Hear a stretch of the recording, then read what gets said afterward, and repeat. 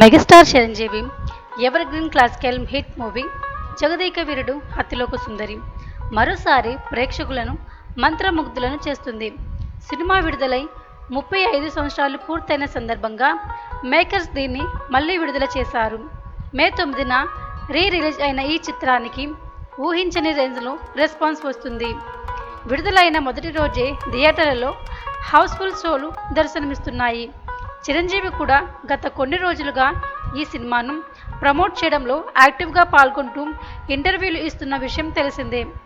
1990లో విడుదలైన ఈ సినిమా అప్పట్లో టాలీవుడ్లో ఓ సంచలనం సృష్టించింది. కె. రాఘవేంద్రరావు దర్శకత్వం వహించిన ఈ చిత్రంలో చిరంజీవి, శ్రీదేవి జంటగా నటించారు. వైజయంతి మూవీస్ పతాకంపై అశ్వనీదత్ నిర్మించిన ఈ సినిమా సోషియో ఫ్యాంటసీ డ్రామాగా ప్రేక్షకుల ముందుకు వచ్చింది.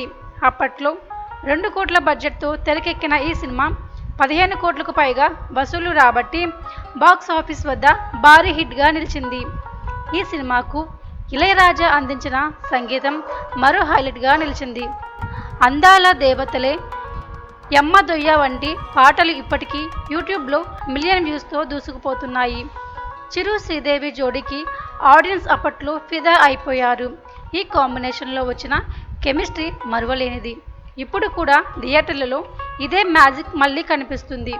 ఇక ఈ సినిమాలో నటించినందుకు చిరంజీవి గారు 25 లక్షలు, శ్రీదేవి 20 లక్షల పారితోషికం అందుకున్నారన్న విషయం ఇప్పుడు నెట్టింట వైరల్ అవుతుంది. ఆ కాలంలోనే ఇంత భారీ రెమ్యునరేషన్ అందుకున్న స్టార్స్ కావడం విశేషం. ప్రస్తుతం ఈ సినిమాను మేకర్స్ 4K 3D ఫార్మెట్లో పునరుద్ధరించి విడుదల చేయడం విశేషం. తరతరం ప్రేక్షకులను అలరించిన ఈ క్లాసిక్ మరోసారి తన క్లాసికల్ సినిమాను వైరల్ చేస్తుంది.